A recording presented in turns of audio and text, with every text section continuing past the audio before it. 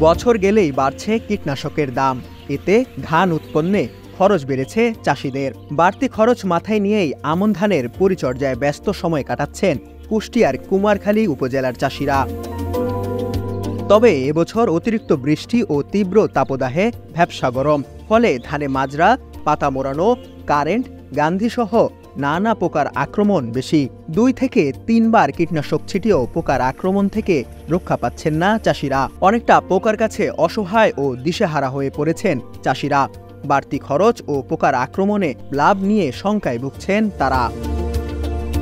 চাষিদের ভাষ্য, গত বছরের তুলনায় এবার প্রতি বস্তায় সারের দাম বেড়েছে 2 থেকে 300 টাকা, আর প্রতি বোতল কীটনাশকের দাম বেড়েছে 100 থেকে 150 টাকা। এছাড়া জমির ইজারা, চাষ, চারা রোপণ ও পরিচর্যার শ্রমিক খরচও বেড়েছে। সব মিলিয়ে প্রতি বিঘা আমন চাষে খরচ বেড়েছে 18,000 থেকে 22,000 টাকা, যা গত বছরের তুলনায় 6,000 টাকা বেশি। বিঘা প্রতি ধান উৎপন্ন হয় 15 থেকে 20 মণ। আপনার অতিরিক্ত বৃষ্টি হওয়াতেই মাজরা পোকা আক্রমণ করতেছে বেশি আক্রমণ করার কারণে আমরা এই নিয়মিত স্প্রে দিচ্ছি। অতীতে আপনার অনেকটা কম ছিল, এখন এসে এই বড় ধানে একটু বেশি দেখা যাচ্ছে। মাজরা পোকা আক্রমণ করছে, ধানে যে মাজরা পোকা লাগে ধান নষ্ট করে ভালো আসছে। জমি ভাড়ায় দিয়ে জমি যে লিসির টাকা যাচ্ছে, জোন খরচ দিয়ে আমাদের পড়তে হচ্ছে না, অনেক টাকা খরচ হয়ে যাচ্ছে।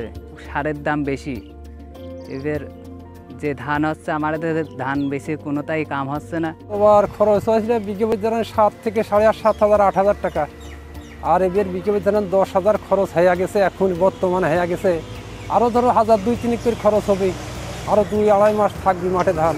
উপজেলা কৃষি কার্যালয় সূত্রে জানা যায়, এবছর উপজেলায় প্রায় 1,960 হেক্টর জমিতে রোপা আমন ধান চাষাবাদ হচ্ছে, যা লক্ষ্যমাত্রার চেয়ে 5 হেক্টর বেশি জমি।